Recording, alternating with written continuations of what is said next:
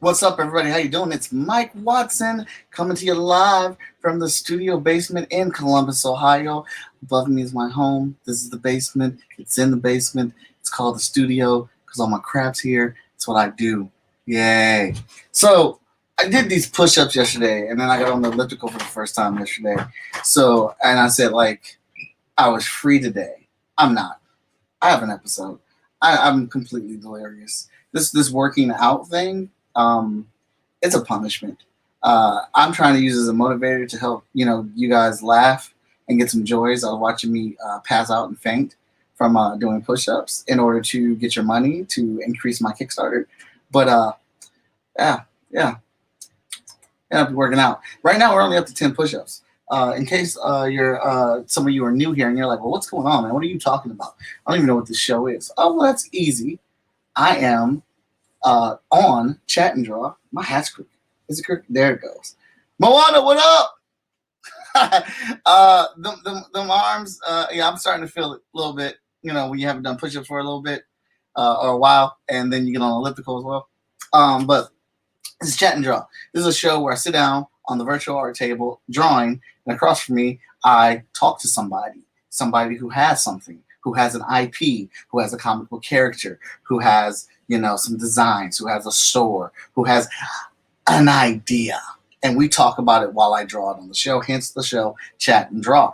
My name beeth Mike Watson. I am the publisher of Short Fuse Media Group, founder of Freestyle Comics, 1/4 of the Agents of Nerdy, and the most enthusiastic person in comics, who is also currently right now rocking out with a Kickstarter for said show. Ba-boom! Yes, Chat and Draw. We just celebrated our 100th episode. Right now, this is episode 103. 103 in the building. That's where we're at right now. Kickstarter is live. Go ahead and check that out. I'm going to get you a link because that's what we should be doing here. That's what I was looking for when I got distracted trying to set everything up. Because, things don't go as planned. But this Kickstarter is going as planned as we are getting the funds in. People are sharing it. People are supporting it. And we're going to have tons of cool stuff. Just to start, I'm going to show you one of these cool things that I'm a big fan of. The shirt. The official Chat and Draw shirt. It's incredible. And this is coming lightly from the person who designed it. This is my favorite shirt design that I have done thus far, and you need to get it. It is an absolute pledge on our Kickstarter right now, and it's just fun. It's just the sketches. This is why I like the iPad so freaking much. All right, I'm going to drop that link in there for you guys to check it out. And then, you won't hear about my Kickstarter anymore to the end of the show. Because we're going to be bringing somebody up who's been on the show before. And we're going to be talking about their Kickstarter and their book, which is pretty freaking cool. All right? Don't mind me. I am multitasking, working multiple computers. I miss Dakota and Tessa. They helped me do this stuff. They may be moving. They may be sticking with the Agents of Nerdy. But they may have a side gig coming over here for Chat and Draw, helping me run this. Helping me run this show too, because I need it, and there's nothing wrong with that. As they told me, there's nothing wrong with admitting when you need help. Yes, Moana, the shirt is an add-on, and as Danny Cooper has said, you go back into manage your pledge, and then you click the add-on tab, and you can add it. The shirt is absolutely add-on per Danny Cooper's orders. All right. So, there we go with that. All right, so enough delay. Let's get in the business of what we do on this show, which is chatting and drawing. Let's bring out our guest here, our special guest, to talk about this book. Here comes a new challenger. Oh, did I kick him out? I'm here. How you doing, Frank? What's up, Mike? Congrats on the 100 show. That's impressive. Thank you, sir. Thank you. I appreciate it. And we're here for another one of your books, so congrats on that. Yes. Another book, another Kickstarter, another day on the grind. Right. But it's the grind that we love so much, right? Yep, we love it, we hate it, and we keep coming back for more. Exactly. We like to be beat up. So, Frank, I'm going to give you a second here to introduce yourself, tell everybody what you're about and what we're here to talk about. Sure. My name is Frank Martin. I'm an author and comic creator, comic writer. I write prose novels, short stories, as well as the awesome medium of comic books. The last time I was on Mike's show was for my book in October. It was kind of a horror book in time for Halloween. It was called The Macabre Motel. And now I'm back for my new book, which is a sci-fi adventure called The Polar Paradox. And now I'm going to keep going. No, there we go. He's back. It's a little slow. This two computer setup to get everything working is killing me. That's why we're taking the next couple of days off. We come back. A little IT maintenance. Well, IT maintenance. We gotta get some stuff fixed. So, well, I'm glad I'm your guinea pig to kind of work out the kinks. Look, and as I was telling Frank before we went live, I was like, everything was fine, man. I was like, all right, I know I can't use the one computer for this, so I'll just hook up my camera to that one and just use it as a camera to get the iPad, and then I'll use the other computer to run the show. And I come down here and do that with just enough time to do it, to get it all set up, and I'm like, shit, it's not working. Hey, but it's what happens, and I'll tell you this, I would be way more annoyed if this was like a regular 9-to-5 job. Like that's par for the course, though. Anything that can go wrong will go wrong. Right. So let's get this thing up here, and I want to hear all about this. Number one, this thing looks awesome. Wicked awesome. What I might actually prefer it like this. Shoot. Let's see what we do. All right, so Frank, I'm digging this book, The Polar Paradox. I know last time Macabre Motel wasn't really up your alley, but I figured this is a little bit more in your wheelhouse. Well, it's not a book that I would have gotten just because that's not my type of story. But reading it, listening to you talk about it, I do dig it. It's good. Don't get it twisted. No, I hear. But I definitely like this one more so because this is what my wife would say. This is part of my sci-fi crap. I like watching a bunch of sci-fi movies. Doesn't matter if they're good. Doesn't matter if they're bad. If it's got sci-fi and suspense in it, I want to watch it. Yeah, it's got if it's got lasers and pew pew, it's He said pew pew. All right, so this is what we're kind of working with right now for the layout. Nice. I like it. I haven't done anything like this before, so I'm that's my job, is to challenge you, is to bring you something that you've never done before. Hey, and I am absolutely cool with it, but you did get a prep sketch out of me. I've probably only done out of 100 episodes, I've probably done maybe 7 prep sketches before the actual show. Yes, I'm in the 7th percentile. I'm feeling good. Yeah. Let me see here. All right. So for those that don't know what the book is or a book is about, that I will confirm that there is a tentacle behind the guy. Oh yeah. See, man, this book just has all the stuff that I love in sci-fi, man. So I'm all the way on board for it. Actually, you know what? It's kind of I describe it as sci-fi because it definitely is. That's the category it would go in. But when people think of sci-fi, their mind immediately doesn't go to things like this. When you say sci-fi, you're instantly thinking of clones or robots or spaceships. This is more like grounded sci-fi. It relies heavily more on the science side of things than the fiction side. Yeah, but I absolutely love it. You're talking to the guy who sits with his son on Amazon and looks at all the terrible shark movies, hoping that one of them will be good. We watched all the Lake Placids, hoping that it's a winner, that it's a treat, that it's a hidden gem. And it never is. I love the first Lake Placid. That movie was great. First one's great, but apparently there's 4 more. It's like what was it? Anaconda. Remember the first? Yeah. The first Anaconda? That was great.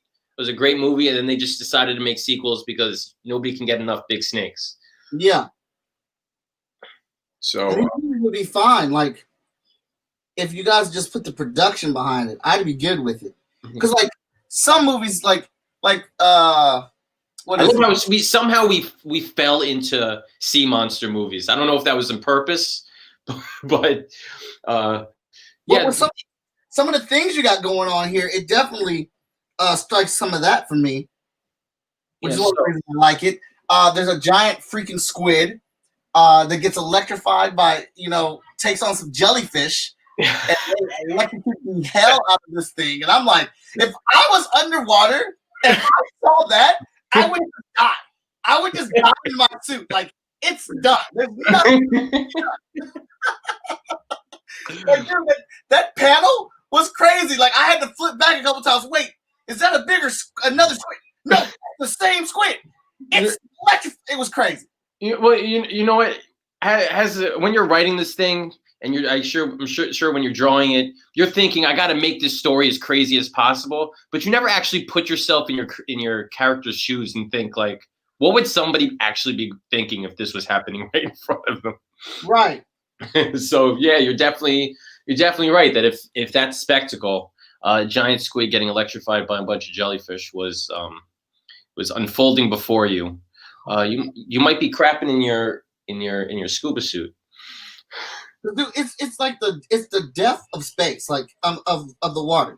The ocean's so vast, it's so large, and I'm just this little thing that's in there, and you're telling me that and there's this giant squid, and now this giant squid is being overwhelmed by a school of jellyfish in the vastness of the ocean.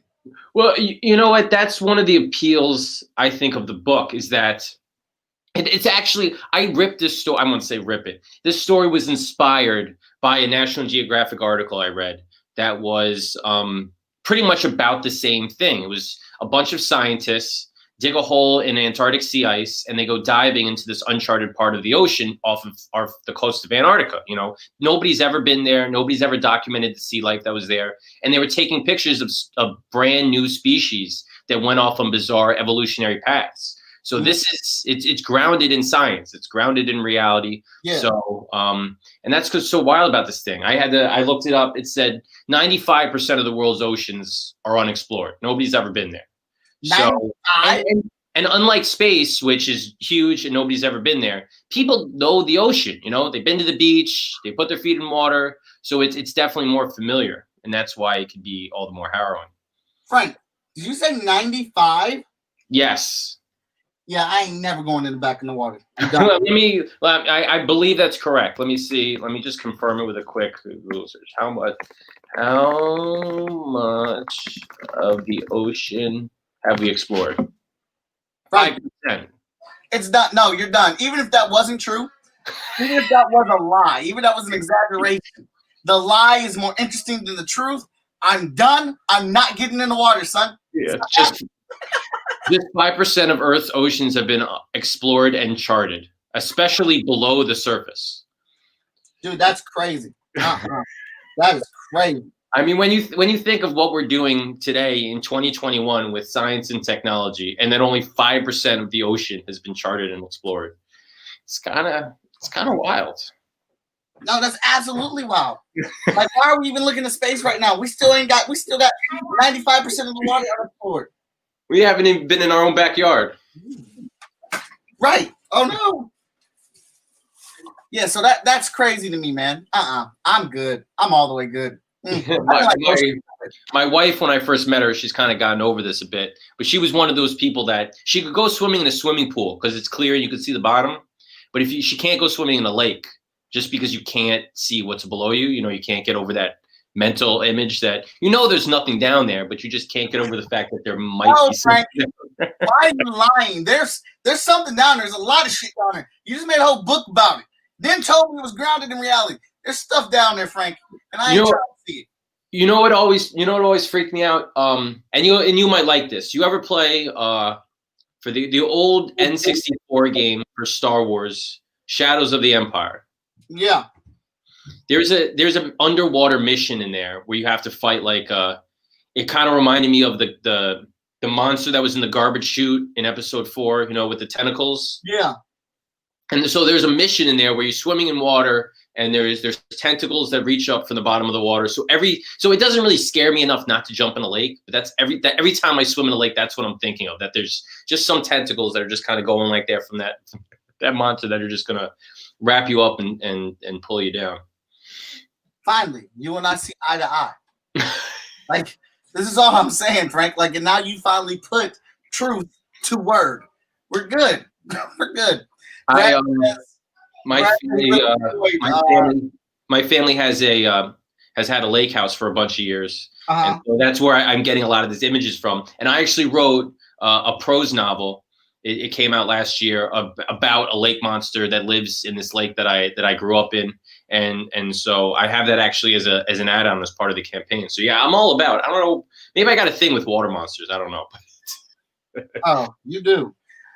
Brad says he loves the Macabre Motel. And then back to back says Cameron. Oh yeah. I think Cameron's been here for all 3 episodes of us back to back because I've had an episode every single day since the 100th episode.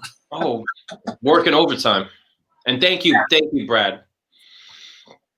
Yes, Brad, exactly. He goes ankle deep, and that's too much. Look, man, I'm not trying to mess with this water. And then speaking of, I was thinking about this before, and I didn't bring it up. Great underwater movies. Deep Blue Sea is another great one. Deep Blue Sea is a good one. I really enjoy Deep Blue Sea. And LL Cool J, Samuel L. Jackson. I think Thomas Jane is in that. He is. I think that's the. I don't remember if it was Busta Rhymes or LL Cool J was the first in a recent horror film to survive. Which one was first? Yeah, I don't know. If LL Cool J survived in Deep Blue Sea. Spoiler alert for anyone who's not up on their decades-old horror movies. Would you go ahead and tell us a couple of the perks that you really enjoy the most on this Kickstarter? All right, so what we got for standard Kickstarter stuff, I'm offering a digital bare bones edition. I got a digital deluxe edition if people like a little back matter, process junkies that want to see some of the unused designs and some script pages. We got a standard cover, which is done by my co-creator and illustrator Antonio Mastria. He did the cover for this print edition, and it's also a connecting cover. So it's imagine a double page spread that we cut down the middle, and one half will be the standard cover, and then for part 1, and then for part 2 will be the other half. So they could connect together when the next one comes out in the summer. We got a variant print edition. I'm offering a print set as part of the book, and actually the third print from this set will be what Mike's drawing tonight. So it's kind of a little bit of a mystery print at this point, and I'll upload it to the page once he's finished. What else do we have? I always offer some commission tiers, so Antonio can do an original art piece, and this will be a traditional piece, not a digital piece, so you could actually get the actual art. I always offer a short story commission because I get a little jealous of artists that they can commission pieces. So every once in a while, I always get 1 or 2 of these a campaign where a backer wants me to write them a short story, 1,000 words. Sometimes they're specific as they want me to write. Otherwise, they say, Frank, go nuts and just write whatever you want. So that's always a lot of fun.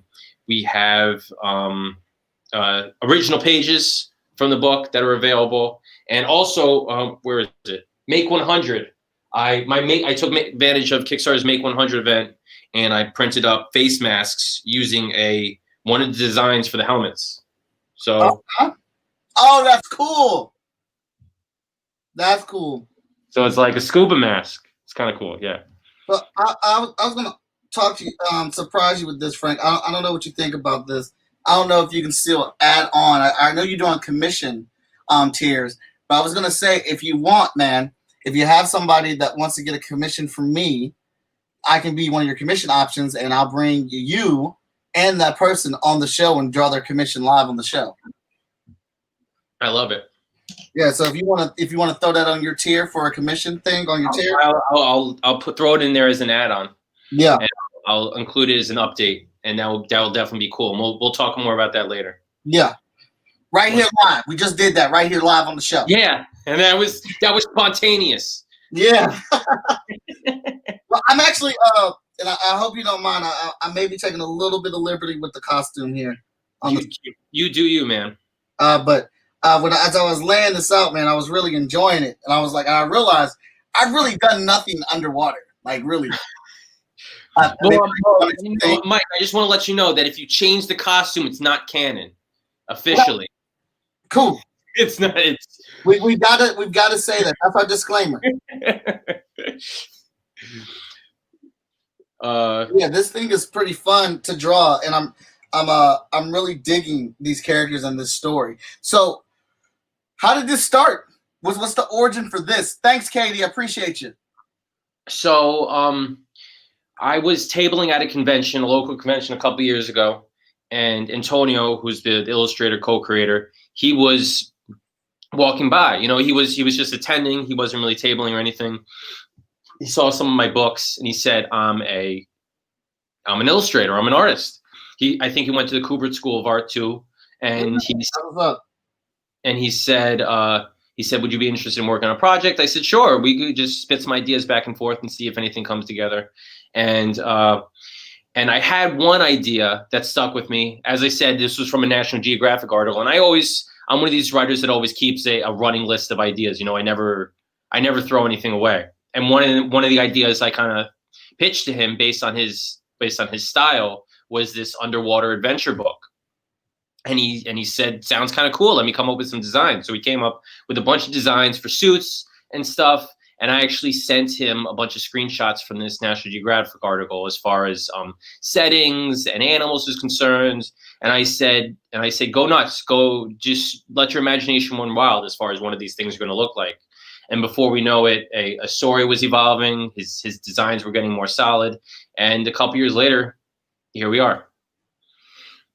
Oh man, that sounds dope. Yeah, it was kind of cool how it naturally came together, and also the 2-part aspect of the story. That was something we came up with beforehand. You know, we wanted to do something that wasn't a one shot, but it wasn't going to be too long, like a 3 or 4 issue. Yeah. That was a continuation. That was a multiple story arc, but something that wasn't going to take up so much time. So that 2 issues is that sweet spot. That sounds good, man. That's like just enough right there, like to keep you on the edge of your seat and, you know, not have you waiting forever or going on and on. Because I mean, I love a long story arc as much as the next person, but then also I don't need them every damn time. Yeah, I mean, especially when you're working on projects on the side. You know, if you've got 4 issues, it could take forever. So right. Even this was kind of, we were taking our time with it. We wanted to do it right. And I feel that it's kind of reached its point where it's like, yeah, we're finally ready to show this to people. And as you've seen, issue 1 is completely finished. And and issue 2 is I'm lettering it right now. So so we're definitely ready to present it to the world. So is the artist also is he doing drawing, inking, and coloring? Yes. Wow. He did it all. He was actually hesitant to do the colors, and I said, just go for it, man. Just try it out, and we'll see how it looks like. And the colors have actually been one of the things that people have mentioned the most. That the colors they really pop, and it's actually a big practical thing too, because a lot of the crazy colors come from the animals. Mm-hmm. Yeah. When you're in the underwater, especially in like a cave underwater, you need light sources. And so there's no sunlight. I mean, obviously the divers have their own lights on their submarine or on their helmets, but we were fortunate enough that these animals, a lot of them have bioluminescence. You know, they create their own lights. Mm-hmm. So he really ran with that idea and made the colors really pop from the animals, because we needed them to light the scene, and we needed to be able to see them. That's real clever. Yeah, which created that crazy squid scene that you were talking about earlier. Did you guys know that instantly, or was that something that came about the more you worked on the story? That was something I knew from the beginning that I wanted to take advantage of, because a lot of the details that are in the book came from the National Geographic article. So that was something I knew going in that I wanted to include. Bioluminescence is one of those science things that you could really take advantage of.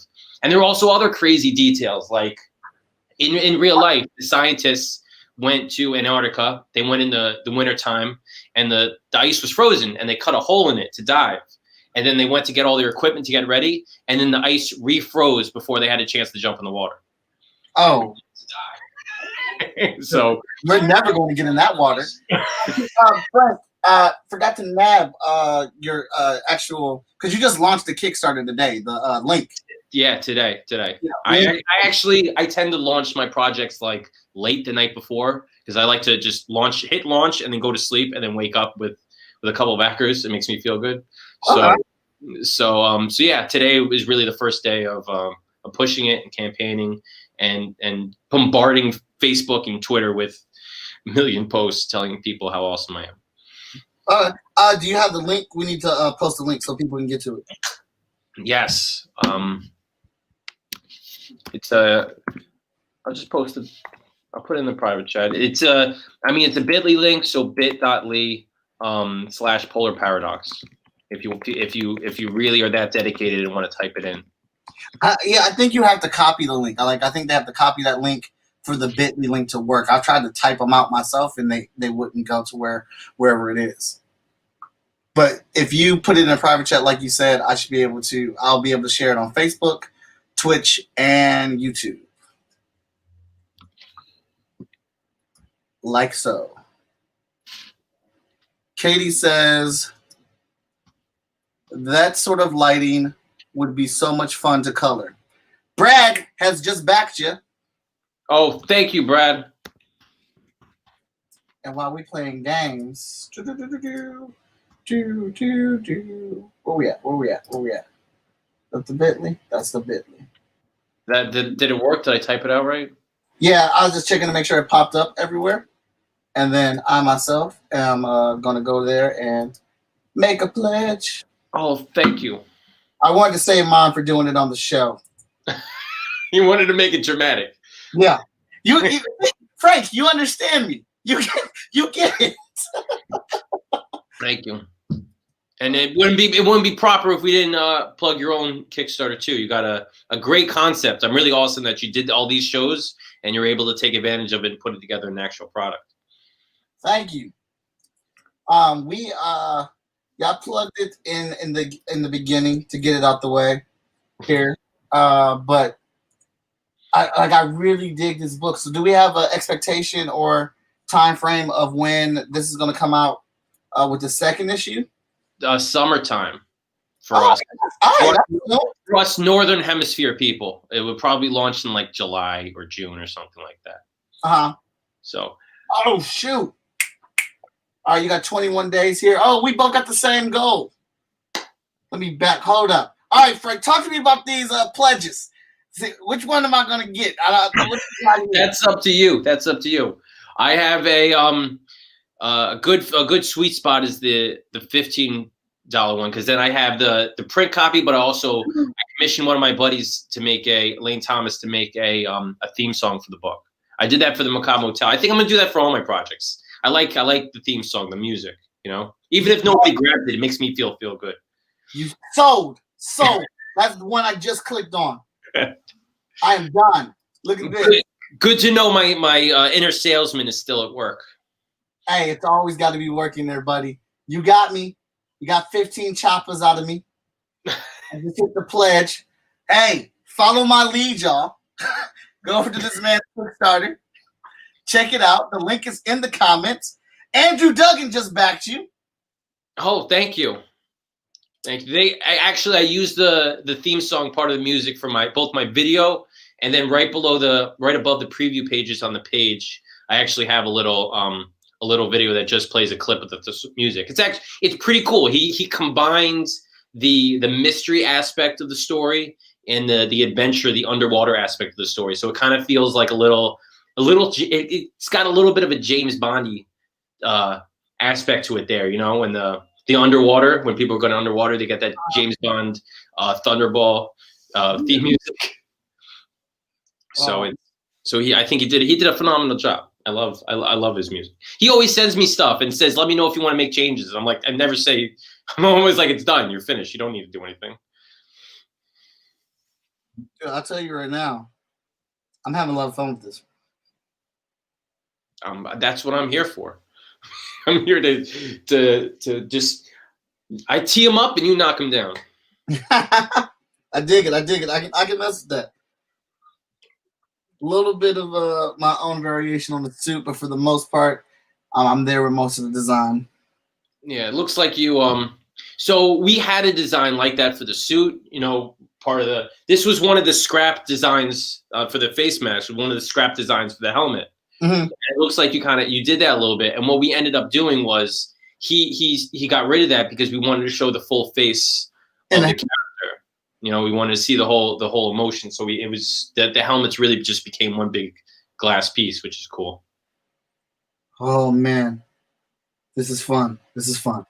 All right. I'm getting to mess around with some layers here, and like, so this thing, I think I started doing this within the last like 8 or 10 episodes using the ink pen, the wide brush, and lowering the opacity, and then just like kind of sketching and building up in layers. I've seen other digital artists, and I don't understand what the point of it is, or why they specifically do it. I just thought it looked cool. You know what? I understood a lot of those words, but when they were put together, it just didn't like register in my brain as to what you were saying. So I'm always amazed how you guys can do this so quickly on the fly. So like this is the biggest ink brush that I have. It's a wide brush, and when I say messing around with the opacity, so I can determine how dark it is when I paint on the brush. Yeah, I mean, I get it a little bit. I've been illustrating my books for the past couple of years. Okay. Not illustrating. I use Illustrator to letter my books for the past couple of years. That was the sentence I was trying to say. So I definitely I know now a little more than I did when I was first starting with comics, but it still remains that I might be the actual worst artist on planet Earth. So yeah, I cannot draw to save my life. So you guys are my lifeblood when it comes to comic storytelling. Not a problem. Not a problem. We were at here. Brad said, Frank the writer or Frank the bringer of fun? Which one more catchy? I think I'm digging Frank the bringer of fun because it still doubles for writing because you're bringing the fun with the writing. You know what? I do like it. I think my wife might squash that though. She might get the wrong impression. Like, you're not bringing any fun anywhere. You're staying home. Yeah, I'm really enjoying this thing, man. I love coming on here with creators, talking to them with their characters, and like I always think it gives a better feel and understanding of the character, no matter what reference I'm giving or anything like that. It just the conversation brings them to life. Yeah, I mean, nobody knows the characters more than the people that kind of created them. As kind of basic and silly as that sounds, because I don't want to say I feel bad for the trio of these divers, but I definitely created them with the intention of putting them through the gauntlet. You know, they especially in this part 1 of the book, they definitely face some treacherous. This mission does not go smoothly for them. Let's just put it that way. This is not a simple thing of let's just go down there, grab these scientists, and bring them back. So right. So they will forever be changed after the story is over. As they should be. I mean, I'm changed after the first scene with the damn squid getting executed. So if they're not, I don't know what's wrong with them. Whatever. Did you see Underwater, the new movie with Kristen Stewart? Yeah, I actually like that.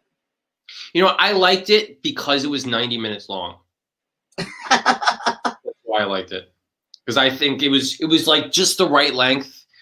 It was just long enough to be a movie, but it wasn't too long that you're like, what is really going on here, you know? Mm-hmm.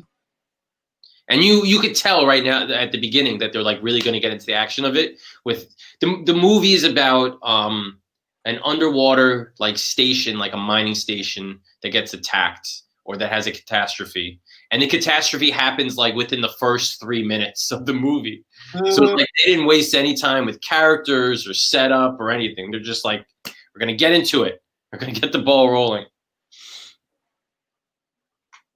So yeah, underwater is a great kind of a setting. There's tons of movies, tons of TV shows that kind of take advantage of it.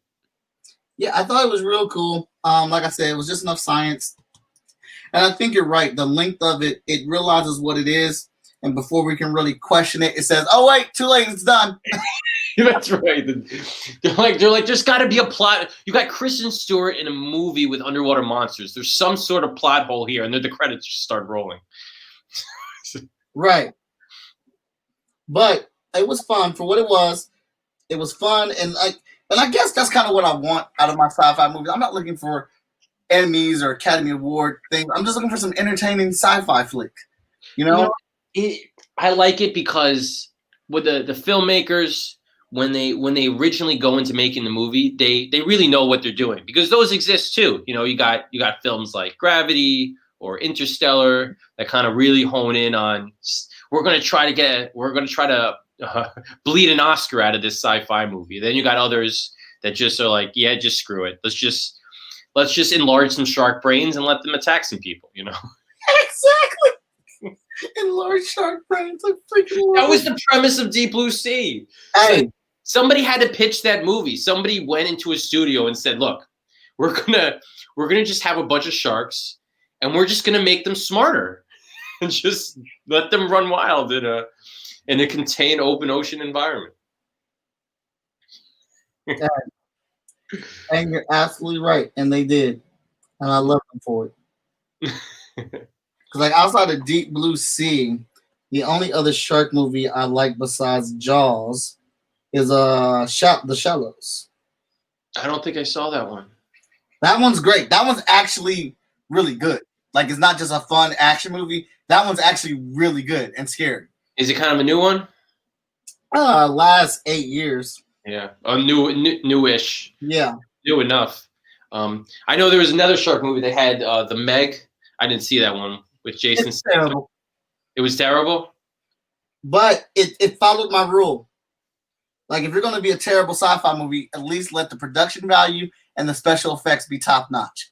And well, was it? Did they want to make it terrible? That's the question. Well, it's one of those things where they got a little. I think they got a little bit ahead of themselves, because I'm like, there's a forced love story in there that's absolutely not needed. And then they got these, then they got a lot of character tropes that are there, and I know we use those to introduce characters so people can get the idea who they are, but then they kind of go nowhere with it. Like, they don't expand upon it with any of them. And but The Meg is cool. Like, where they the thing that the movie should have been about was awesome. The thing where they got the Meg from, I liked that, and I thought that was really cool. It had some good points in it, so don't get me wrong. You know what I really liked? This movie must have been, I don't know, the last 12 years or so, was the Piranha remake, the 3D Piranha movie. Yes. Did you see it? Yes. I really like that movie. I haven't seen it since I saw it in theaters, since it came out, but it was exactly what I wanted it to be. You know? Yeah. And that's what you need sometimes. Like, half the movies that are bad wouldn't be bad if the production level was on par. It was like, you know what it was? They teased you for the entire movie. Because, the piranhas come, and you're like, I just want to see some piranhas. Just piranhas go crazy on people. And they do it dribs and drabs and just like a little bit at a time. And they're not giving you exactly what you want. And then all of a sudden, in just one scene, they just unload it all onto you at the same time. Mm-hmm. It was like you were just not prepared for it. It would be one thing if they built up to it, but it was like, no, they were pulling back, and they weren't really giving you what you wanted, and then just bam, they just full on piranha mayhem. No, I like it. We watched this one movie. It's freaking terrible. Santa Jaws. Oh, I did not see Santa Jaws. Now that was Google worthy. What's Santa Jaws? Santa Jaws is a movie about a kid who makes a comic book about a shark that has Christmas powers, and then that shark comes to life. Oh, that's phenomenal. I see. He's got a Santa hat on his fin. Yeah, and every time he swims in the ocean and comes near you, Jingle Bells plays. He's got Christmas lights wrapped around his body, so This he is can phenomenal. whip it out like Scorpion and pull you into the water. He what with his Christmas lights? Yeah, it was like Scorpion. Like he says, "Get over here," and pulls you into the water.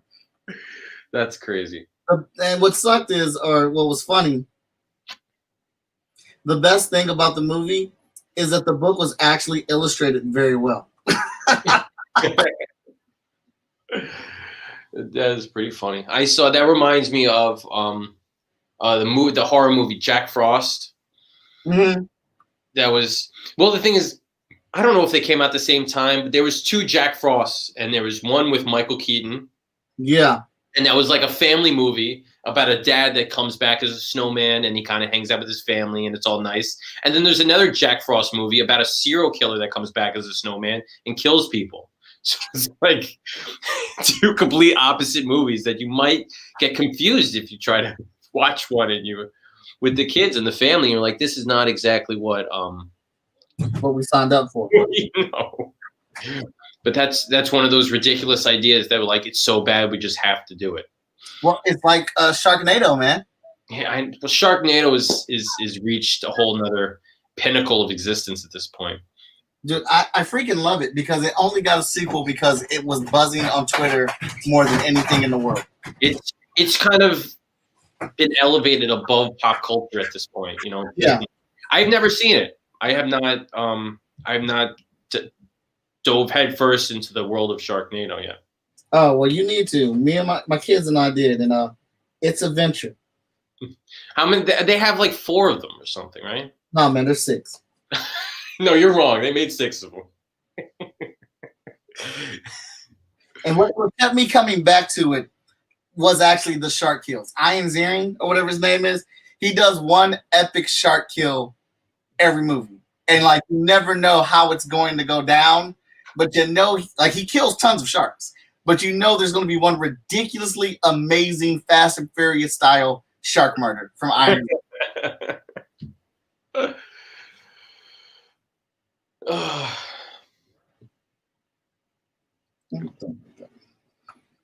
Yeah, so all this talk from this comic book that happens underwater.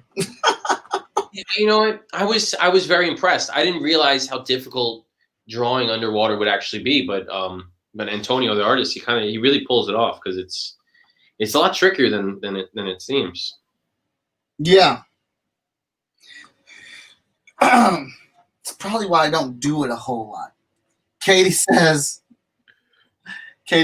all this talking about underwater stuff is giving me flashbacks of playing Subnautica. My son was playing that game. It's kind of a I don't know. It was a very weird game.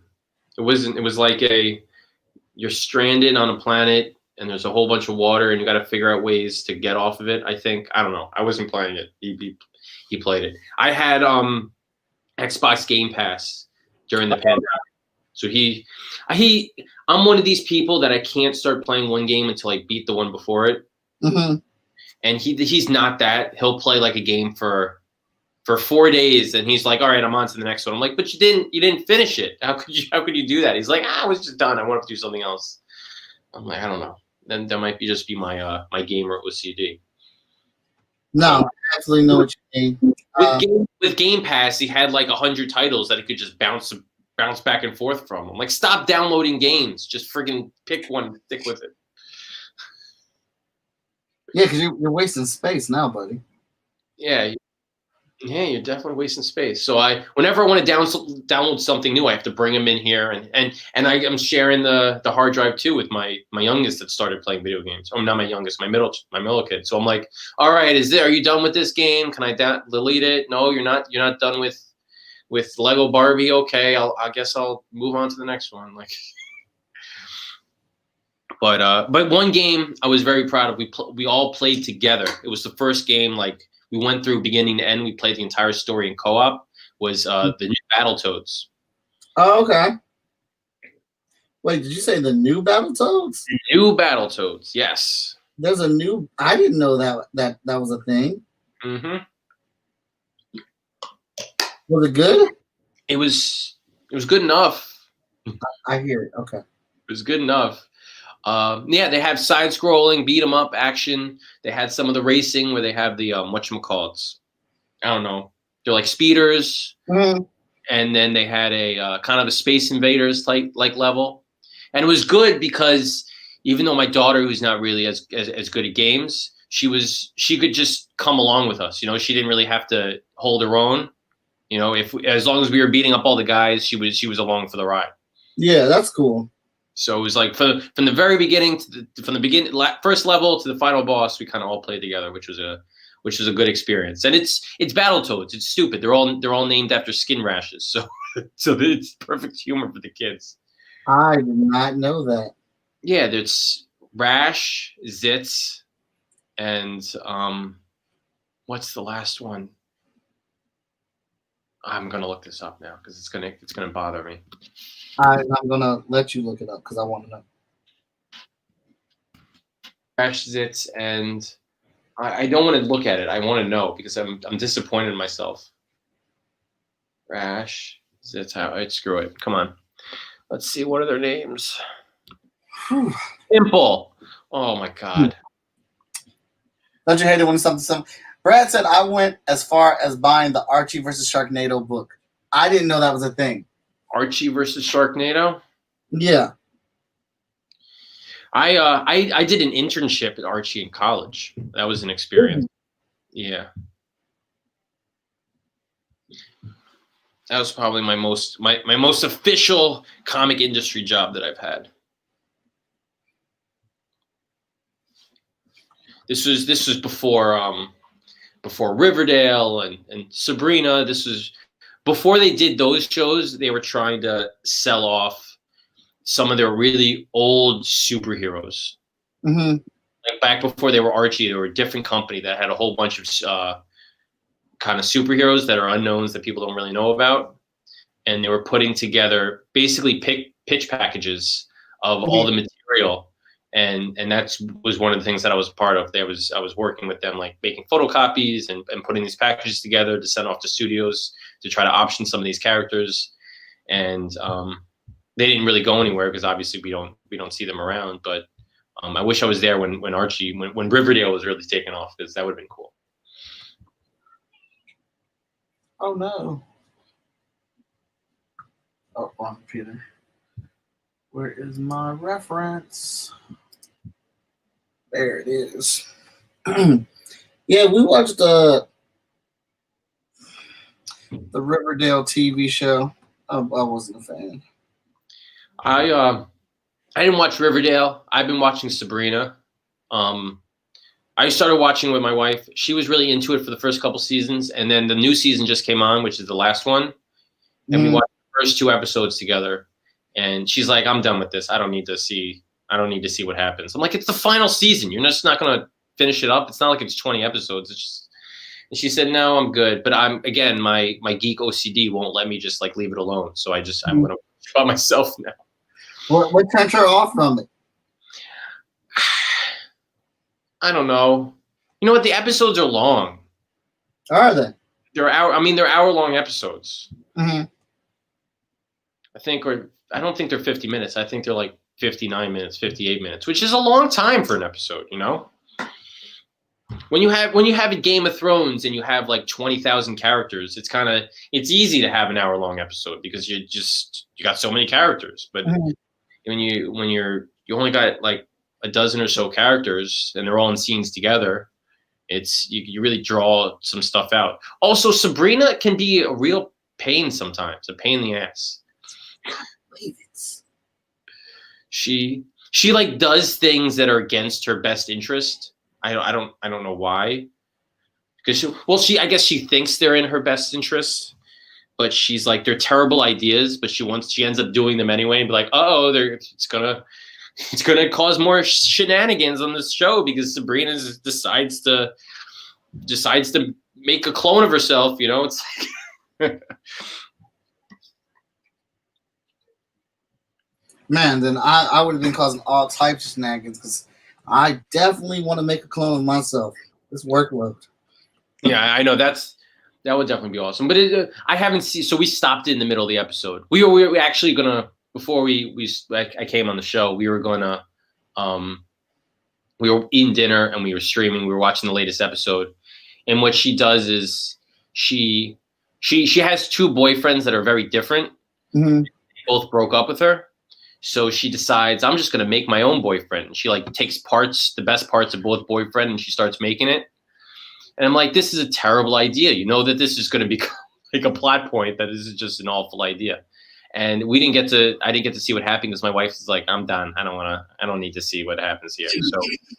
So we turned it off. And in the I guess the 10 minutes I had before I had to come on here, we started watching The History of Swear Words with Nicolas Cage. Yeah. You've been watching that? No, I want to, but just haven't had the time to put it on yet. Of the 10 minutes that we watched, it was pretty funny. It was pretty good. It was funny and it was educational on the history of swear words, which is information that I will probably never need in a practical situation.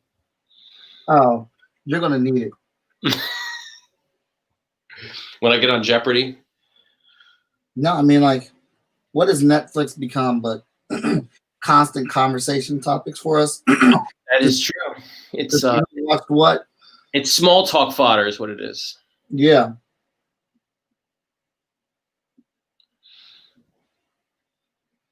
What else? Absolutely. What else is good on Netflix? I know I've been watching the Harley Quinn animated show on HBO Max. I haven't finished it yet, but it's been pretty good. I've been watching that and getting pissed off at it. You getting pissed off? Why are you getting pissed off? Because, like, it's pretty good, don't get me wrong. But Harley has no growth. She just keeps doing the same over and over again. And I'm just like, everybody else, like, I don't know, man. It's just like, stop being dumb. Like, just stop being dumb. Like, is Harley ever going to learn from anything she does? Because, like, she's this badass on the show, and she get herself out of anything. But then she keeps like getting into these situations, like when she had Gotham in the palm of her hand, and she's like, "Nah, I'm good." What do you mean you're good? This is what you've been trying to do the whole time. I don't know, but it's got some good parts. I mean, I really enjoy it. It's just Harley would piss me off sometimes. I'm just like, "Come on, woman." I feel you. What other good comic book stuff is going on? I don't know. My mind is drawing a blank right now. I know you're a big Star Wars guy. We got tons of Star Wars news. Yeah, that Star Wars stuff is awesome. I am here for it. I know there's a lot of people that hate the mouse, but I'm like, the mouse is paying dividends, man. I'm not a fan of the sequels. I think we talked about this last time, but I'm never gonna stop them from making stuff. I'm not of the mind that Disney's doing a terrible job. So I'm like, you got to make it for me to have an opinion on it. So just bring it. Yeah. So Mandalorian has been awesome. Are you going to dive into the High Republic stuff they got going on? I want to. So is that stuff like comic book oriented? I think it's so far. I think they got comic books. I think they got some novels. It doesn't really appeal to me for the main reason is that they call it the High Republic, like it's the golden age of the Republic. Mm-hmm. But it only takes place like 200 years before Phantom Menace or something. I'm like, that's not a long period of time. That's considered the golden age. I'm watching Clone Wars now, which is phenomenal. I'm watching with my son. We're going through the whole thing. I'm on like season 5. And anytime they reference years, it's like in thousands of years. Mm-hmm. So the Republic is thousands of years old, and you're just telling me that 200 years before the start of the Skywalker saga is supposed to be the golden age? I'm like, that doesn't really ring with me.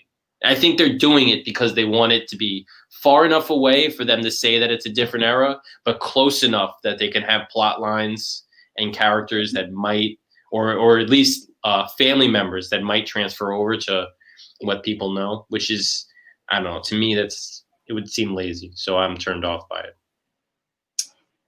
I think you're right. That makes sense. Am I being a little bit of a nitpicky geek there? Maybe, but I reserve the right to be pissed off. God damn it! No, I think what you said, I think a lot of it makes sense. Like if and I do remember that, even though I'm not a big fan of the Clone Wars cartoon, they do always talk about thousands of years ago when it was dope and when all this was happening, or whatnot. So why is it that you guys are only going back 200 years? Yeah, and I think you have a good point. I think it is to be able to keep characters there and be able to bounce, relatives or something like that, or put a sword that was there 200 years ago and gets found in our timeline. Yeah, they're trying to make some sort of connection. I'm also of the mindset. I know some fans are a little bitter that they got rid of a lot of expanded universe stuff, or all of it, I should say. Mm-hmm. I mean, I wasn't big. I didn't read a whole bunch of novels. I did when I was a kid, but there was some really good stuff there. Knights of the Old Republic is cool. That was thousands of years ago. I was a big fan of the Force Awakens games. So, So when they decided in not the Force Awakens, what is it called? The Force Unleashed. The Force Unleashed. So when they decided to name the base in the Force Awakens the Star Killer base, I'm like, that's not Star Killer. Star Killer's Darth Vader's apprentice. This is BS, Yeah. They hurt my Star Wars inner Star Wars geek feelings. Yeah, I like the Unleashed video games. There might be a chance that they're bringing them back. I don't know. I hadn't gotten to all of the extended universe stuff, so I wasn't as hurt by it when Disney said they let it go. In my head, Disney, I just think they just said it doesn't count, so they can pick and choose what they wanted to bring back.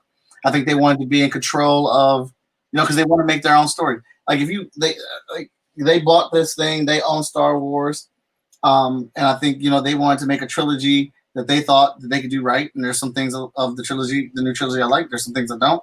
But I think they wanted to be able to make their trilogy unhindered by a bunch and ton of lore. But I 100% agree with you. I think it was kind of the right move for them to do. They didn't really have a choice. They kind of needed to do something like that. I just wish they left more stuff intact. Yeah. They left the Clone Wars, and they some other stuff that they didn't touch. They said was official canon, and a lot of people hark on canon sometimes. You could enjoy stuff. Why does it have to be canon? Canon is important. Especially in Star Wars, because it's what you build stories off of. It's the foundation. And if you look at canon like Marvel Comics or DC Comics, the timeline is so messed up that canon really doesn't matter. Because Spider-Man is what, late 30s at this point, but he's got 50 years of canon. Yeah. So it's kind of ridiculous. But in something like Star Wars, the timeline is so set in stone. It's not time compressed. So it's a little bit important of dates of what took place when, because then you can reference that and you build future stories off of it. So yeah, it's kind of a reasonable fight. I understand why people get upset when canon is not important. What up, J-Man? Yeah, that makes sense. I can understand that for real, and I hear it. But I just think that they wanted to be able to pull whatever they wanted to pull out, to be able to use when they wanted to. Because if I had billions of dollars and I just bought the Star Wars franchise, I'm not trying to get rid of all this stuff. There's a lot of good stuff in there, but I'm gonna put together my puzzle. Like, yeah, we're gonna take this, we like this, and how can we introduce it? But you know, it's neither here or there. They own it, and they're still gonna be Star Wars content. And they get Ahsoka Tano as Rosario Dawson and Baby Groot. You know what I wanted them to do? So I saw it was like an infographic, and they compiled, I guess, the ages. Thank you. They did like the age of the Republic, the age of the Resistance, and the age of the Rebellion. You know, to mark the 3 movies. Mm-hmm. And they grouped in the Mandalorian with the age of the Rebellion. You know, because it takes place after Return of the Jedi. Yeah. What I wanted them to do was separate it and make it to its own age. You know, like the age of Reconstruction, and just tell stories in that time period. You know, after the fall of the Empire. I like how that sounds. That sounds dope. Yeah, I like the idea. You know, I love stories that are like in the aftermath of World War II, when the Nazis are like all spread out and it's just chaos. You know, and they're trying to reconstruct Europe after this chaotic war. And I think that watching Mandalorian, that was kind of my favorite aspects of it. You know, the Empire is in pieces, there's chaos. The New Republic is trying to hold on to things, but the Empire is trying to not let them go. I think that's just like an area that's ripe for storytelling, and I want them to treat it as like its own thing. You know? Yeah. The Age of Rebuilding. That's dope. Look at you sounding like a writer. I know. Anybody got Kathleen Kennedy's number? I mean, I'd love to shoot her a text or something. You know, Kathy, what are you doing Tuesday at 2:00? I'll give you a call. Right. And I always think it's so funny because I get into these debates all the time, and I get into them on my own free will. I can't say no to them. How everyone says they need to fire Kathleen Kennedy because she's destroyed Star Wars, but I'm like, but you know she created the things that you love about the new Star Wars too, right? Rogue Squadron, Rogue One, Mandalorian. Like, you can't just give this woman the L's. You have to give her the victories too, because she signed off on all that. Everything in Star Wars, she's in charge of. She signed it off. You got to give her the wins just as much as you give her the L's. And technically, just because a large portion of people don't like it, does not mean those movies weren't financially successful. Me and this guy went back and forth about Star Wars and how they failed. Like, they're financial failures. I'm like, no, they're not. Each one of those movies made over $1 billion. Now, if the first one made $1 billion and then the next 2 made no money, made like 600 million, made like 400 million, then yes, they are a failure. The fan base stopped going to see those movies. But they still made over $1 billion, so they are still financially successful. And on Disney's paperwork, that's what matters to them. You know what? Star Wars is never going to be a financial failure. You know, they're going to sell tons of toys and lunchboxes and towels and backpacks. It's just not gonna happen, regardless of what happens with the movies. You know, people are, even the fans that could hate something, they're never going to stop watching it. So the idea of it's going to be a financial failure, that's a little ridiculous. As far as Kathleen Kennedy's role in things, I've watched these arguments unfold on Facebook, and I kind of say, and the people that say you have to give Kathleen Kennedy credit, they kind of say their comeback is, well, she was big on the movies, but she stepped aside with stuff like The Mandalorian and let Jon Favreau do his thing. And my I mean, I haven't really engaged people just because I don't know, I don't want to. But my opinion of the whole thing is, none of us have sat inside these creative meetings to know exactly what happens. You know, you don't know how much is Dave Filoni's or Jon Favreau's or Kathleen Kennedy's or J.J. Abrams. You really have no idea who has so much control of it. I mean, what are you going to read BuzzFeed or something and come up with, and you think you know everything? Like, nobody's sitting in all these meetings. So, I mean, just like, let it go, man. You know? She might have had complete control. Might have had no control. You're not going to know. So just kind of let it go. I do know that there's one quote that people kind of get mad at her about, is when she was talking about the sequels, the movies, and she said, we're not adapting any books. I'm kind of paraphrasing. She said, we're not adapting any books here. You know, we have no material to draw from. We're kind of making those all up. And all the old school fans of the expanded universe were kind of like, you have it. And to your point, yeah, they do kind of pick and choose a lot of stuff, but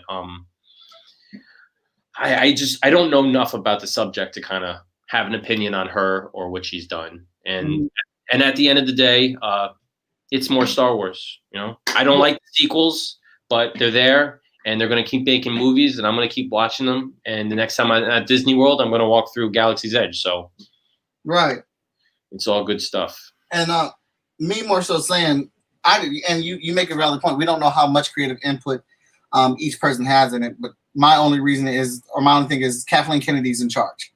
She has to sign off on everything. She has to say, yes, you can do this, and no, you can't do that. And so she greenlit Mandalorian. She greenlit the movies. She greenlit, all that stuff. So that's my point in being it. She probably has, no creative influence as far as when they're working on Mandalorian. She probably does. She's completely hands off. She's still greenlit it. That's what I'm saying. But you're right. At the end of the day, it's Star Wars. So, have you been to Disney World? Have you seen Galaxy's Edge? No. We went to Florida for a vacation, and we're trying to get back. And we can only go one place, and we chose Universal because they have the Marvel stuff that I wanted to get on, and they have Harry Potter. So Harry Potter beat them out for me. I wondered. I know Disney's unveiled their big Avengers Land or whatever. Is that open, or have they just shown the designs for it? I've seen the designs. I think I saw something online. I think they have a date. And you know what? I watched on Disney Plus. Oh, I forget what it's called. Oh, the Imagineering something, the Imagineering story. It's like it's the Disneyland docuseries on Disney Plus. And I thought it was going to be all like Disney propaganda, like how great Disneyland and Disney World are. It really wasn't. Like, they highlighted the good with the bad, which was pretty cool. But anyway, I think in that they were talking about what they were going to do with it, and they were going to have an Avengers park in like all of the major international parks, but it was going to be a continuing story. Like, it was going to be a different story that connects to each other in all the different parks. Really? And I guess if you're like, I don't know, a billionaire, you could fly to them all and figure it all out. But I thought that was one cool aspect. But anyway, not this October, but in 2009, I went to Disney World, and we walked through. I didn't book any rides or anything, any attractions, but we walked through Galaxy's Edge, so I at least got to experience it and see what it was like, which was pretty cool. That's awesome. Yeah. We were supposed to go this April, but I think we're gonna put the kibosh on that. Maybe push it off till the fall or something. Mm-hmm. Understandable. Yeah. Well, know what my sons did do. My son and my daughter, we signed them up for. They have this thing called. It's not in Galaxy's Edge, but it's in Hollywood Studios is the park where it's at, and at part of the park they have something called. It's like Jedi Temple training. Yeah. Have you seen this? Yes. It was pretty cool. They signed them up. They got to do little lightsaber battles with Kylo Ren and Darth Vader. So yeah, it's cool. I love I think they've done a great job integrating them into these parks. And you know what? I got to give the cast credit of the people who worked there. The Darth Vader and Kylo Ren were dressed in full black costume. The humidity was at like 98%, and it was like 110 degrees. And they're fighting with all these kids. It's kind of, I did not, they had my sympathy. They knew what they signed up for, but you're right. They knew what they signed up for. Yeah, J-Man, different camera angle today. Have a little technical issues. That's why we're taking the rest of the week off, and I'll be back Monday. Hopefully everything will be back together by then. What do you think of this thing so far, man? I think it's looking good. What does she got? Like a little knife? Yeah. She's about to take on a giant squid. I think that's a losing battle. Hey, her back's up against the wall, man. She's not about to fall over. If this thing's gonna eat her, she's gonna give it the worst indigestion it's ever had. She looks like she's about to pull a she's gonna pull a Drax and get swallowed up and just start stabbing it from the inside. No. That could be a thing. You're the writer. I just know I am really enjoying drawing this. That's all I got to say about the whole thing.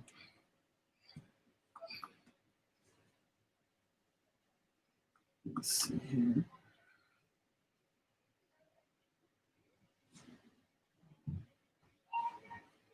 There we go. Man. Apple with all their little annoyances. But they make a good products. You looking forward to any the Disney Plus MCU shows? Frank, who are you talking to? Hey. I'm teeing up the question, and then you go into, yeah, I'm kind of into sorta. You gotta downplay it. No. People have been watching my stream for the last 6 months. They know I'm not downplaying shit when it comes to MCU. I'm all in. I'm all in. I'm watching all that. All and chances are some of it's gonna be bad. I don't even care. I don't even care. Now 20 new shows. Yeah, I'm looking. WandaVision's coming out very soon, like 3 days or something, right? Yep. You know, I don't know which one I was excited for more, WandaVision or the, what was it, Falcon and Winter Soldier? That's what they call it. Yeah. You know what? Go ahead.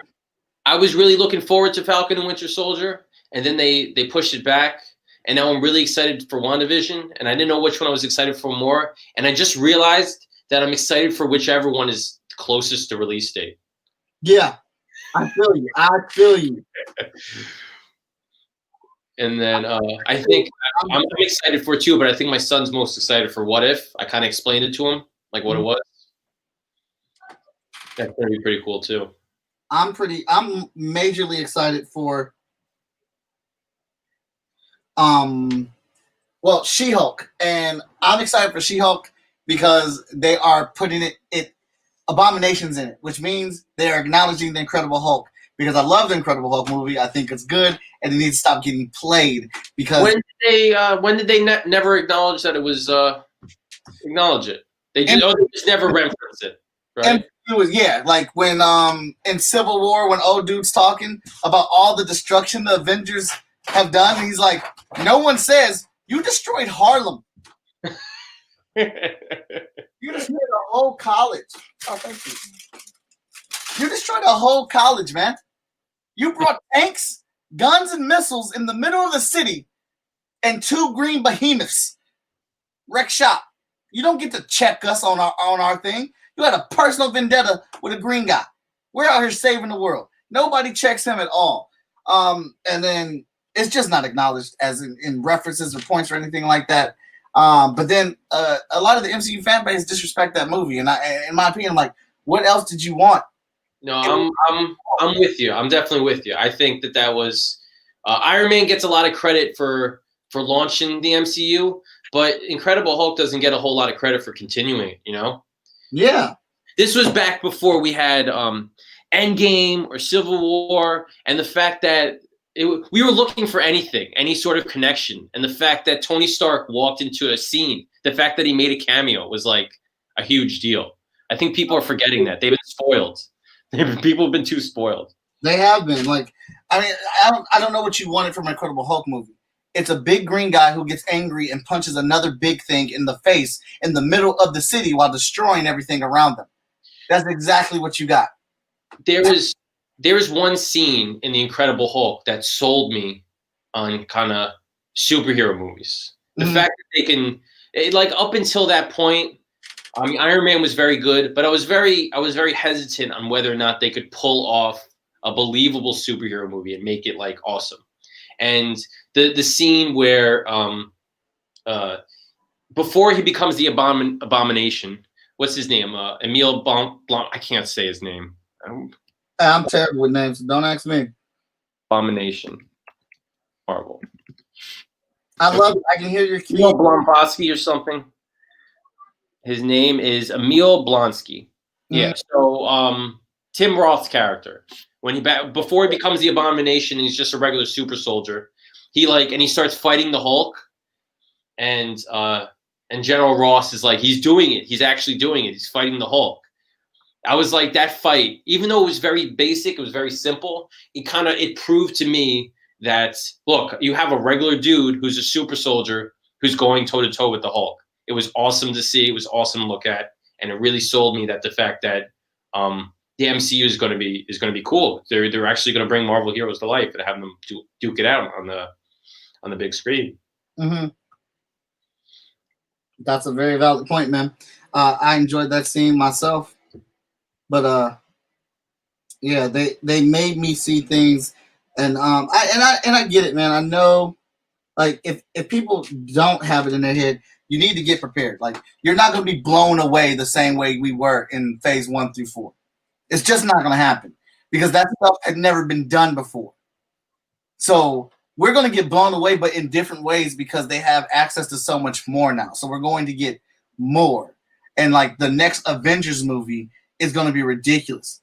Look, Jay, man, I think this is like one of the few things you and me disagree about. You leave Professor Hulk alone. There's nothing wrong with Hulk in Endgame. You know what I want? I feel like after things get big, like they get really, really big, they need to get really, really small, which is why I'm looking forward to things like WandaVision, where they become like real character pieces, rather than a big spectacle, big battles, huge scales, epic cosmic scales. You get something that's a little smaller, a little bit more of a character piece that's down to earth. So I'm really looking forward to that. And yeah, I think Disney Plus is going to be pretty cool for Marvel. I have a theory, an MCU theory, and I've never really talked to people about it. So I could run it by you, and you tell me what you think. Okay, let's go. So in Infinity War, when Tony Stark is talking to the guys about Thanos, and when they say he's responsible for it all, he's responsible for everything. He says he sent Loki to New York, which is true. We see Thanos kind of controlling the aliens, and that gave Loki the staff. One thing I wanted him to say, which I think is true, that actually was part of the story, was I think Thanos was responsible for Ultron too. You think so? How so? So if you remember, I don't know how much you remember of Age of Ultron, but Tony Stark and Bruce Banner are working on Ultron, and they can't figure it out. They can't make it work. Then they go to the party, and they're all hanging out, and then somehow Ultron gets activated. Mm-hmm. They even say it. They say we weren't even close. We didn't make Ultron. Tony has that throwaway line after Ultron whoops their ass. Mm-hmm. And then if you look at the very end of Ultron, one of the after credit scenes when Thanos puts on his Infinity Gauntlet, he says, "I guess I'll do it myself." Like he had some role in Ultron, and then he finally took it upon himself that he was going to be the one to destroy the Avengers. That's my theory, that Thanos was the one who triggered Ultron.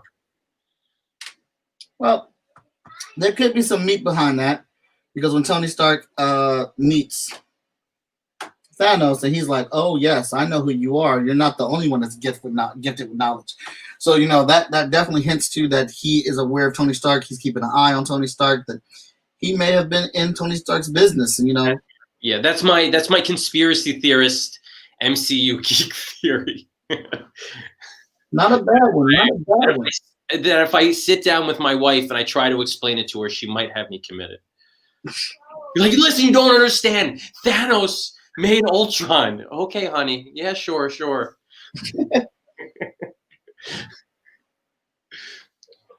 Hey, I'm here with you, man. I'll be your support. There's some meat there. Sure. I'm not coming out of left field. My favorite MCU scene is in Endgame when the Avengers and the Guardians of the Galaxy are trying to come up for a plan before Thanos arrives in Titan. Yeah. When they're just talking. Mm-hmm. Every single line in that entire scene is hilarious. Yeah, it's perfect. It's yeah, and apparently it's just been confirmed that the Guardians of the Galaxy are in Thor: Love and Thunder. Like all of them? Yeah. Well, which one's coming first? Volume 3? Love and Thunder, not Volume 3? Not Volume 3. And Volume 3 is happening, and they're still doing a Guardians of the Galaxy Christmas special. Like, I didn't realize that. Like, they're two separate things. Well, what's the Christmas special? Is that like going to be a Disney Plus thing? Yeah. Is it going to be like a 45-minute kind of like episode? Like, do you have details? I need details, Mike. I don't. That's all I have is I know that they're two. Oh, teasing me. I'm sorry. Did you see the Lego holiday special? No. The Star Wars one. You know what I'm talking about? I know what you're talking about. I did not get to see it. We watched it. I don't know if we watched it Christmas Eve or Christmas Day, but my family watched it, and it was. You know what? I think that was like the only thing that could make me like the sequels a little bit more. Mm-hmm. Just because it takes place after Rise of Skywalker. So all the characters from the sequel trilogy are in it, and I'm like, okay, I like this thing, and they're in it, so I guess I like it a little bit more. I think it was well done. It was cute. It was funny, and I enjoyed it for what it was. And there is nothing wrong with that. I'm not a big Lego fan myself. That's okay. We won't hold it against you. I appreciate that, man. I appreciate that very much. Well, they paid homage to all the past movies. So the premise of it was Rey finds some like secret crystal that takes her back in time. Mm-hmm. So she visits all of the like key scenes from all of the movies. Mm-hmm. It was definitely like a bit of a throwback, a little bit of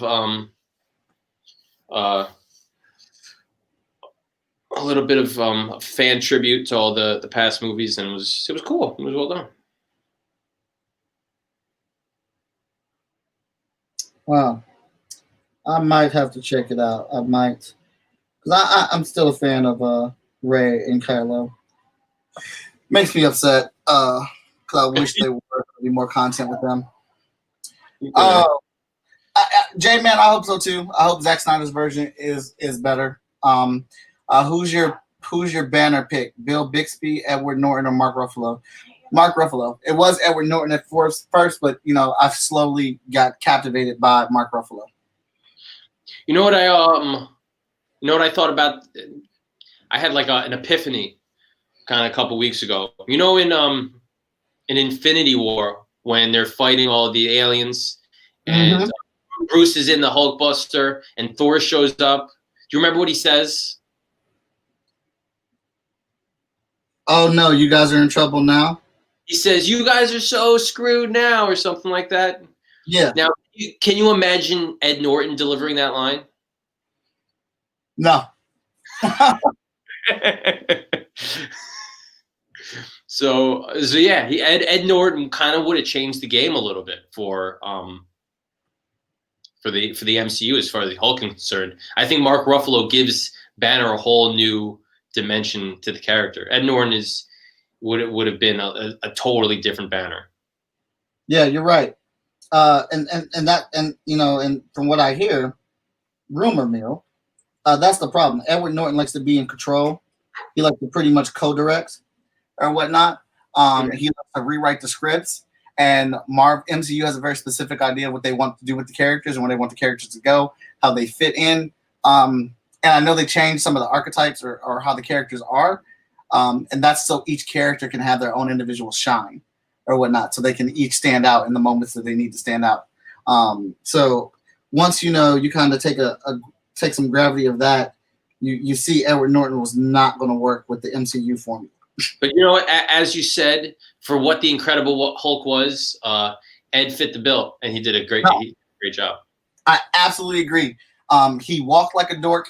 He moved like a dork. He breathed like a dork. He was good. He was great. I enjoyed it. I was pissed that Mark Ruffalo was coming in and they recast him because I really do love the Incredible Hulk movie, but Mark Ruffalo won me over. I see. For the shift in tone and the shift in character, I think it was needed, and yeah, Mark Ruffalo does a very good job in a lot of those scenes. You know, he has some very good moments. Yes, he does, and like there's not very many moments that beat I'm always angry. That was gold. Yeah, he definitely sold it. What else? I saw it posted today. I don't know if it's a rumor, but Jessica Jones is supposedly going to be in She-Hulk. Hey, bring all of them back. That would just make my freaking day. I love them. I think Kevin Feige said something along those lines. Let's see. What did he say? You never know. What? He said with the Marvel Universe, you never know. Yeah, never say never or something like that. And I think he sees that the fan base likes it, and Feige is all about making the fans happy. Well, that was one of the things, the quotes Jon Favreau I saw as far as the Mandalorian concerned. He said one of the things that I learned working with Kevin and the MCU was that you have to really give respect to the fans that have been loving these characters and carrying these characters forward for decades. So that was something that Jon Favreau did with Mandalorian, and that's something that they've been doing with the MCU for years. And it's apparently they're doing something right. They're making a boatload of money. Exactly. I'm super disappointed that I haven't seen Black Widow yet, and it's almost been a year since it's supposedly going to come out. Yeah, me too, man. I don't know what they're gonna do, but I know they're not trying to do no streaming. I know they're not, but they might have that one. If they dumped it like they did Mulan, where they kind of charge you a little extra to see it, I might do that for Black Widow because I kind of want to see it that badly. And see, a lot of people, and I know that doesn't work for everybody. I was saying, I didn't mind paying $30 to watch Mulan. I got 4 kids. I'm married, plus myself. That's almost $100 for movie tickets. I'm in the same boat, man. And plus, just the act of physically getting to the theater is a chore. So, you know what I saw on the news today? I tried Googling this. And I couldn't find anything on it. But on the news, I watched it with my wife. There was supposed to be a big tech conference. They're talking about that got canceled because, well, it's not canceled, but they made it virtual. Mm. And they were interviewing this guy in the news talking about some of the new technology that's coming out. And they said one of the things that they're going to do is they're going to take the technology that was on the Xbox One. When the Xbox One first came out, people were making fun of it because it supposedly had a sensor on it that kind of knew when you walked into the room. So they were going to take that technology and they were going to apply it to TVs and streaming, so that if you buy a movie, like a box office movie, it's going to count the amount of people that's in the room. And if you have too many people that's in the room, they're going to make you buy an extra ticket. Oh, okay. That's kind of wild. It is. It also hobbles on spying, but yeah. So I finished it up, man. I really like this thing. I really enjoyed this.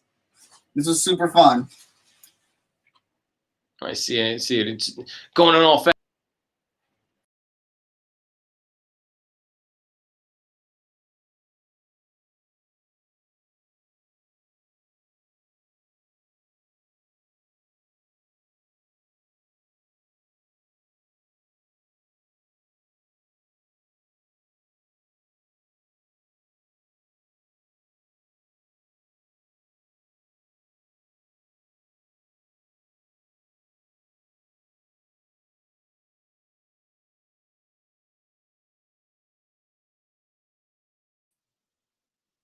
Yeah.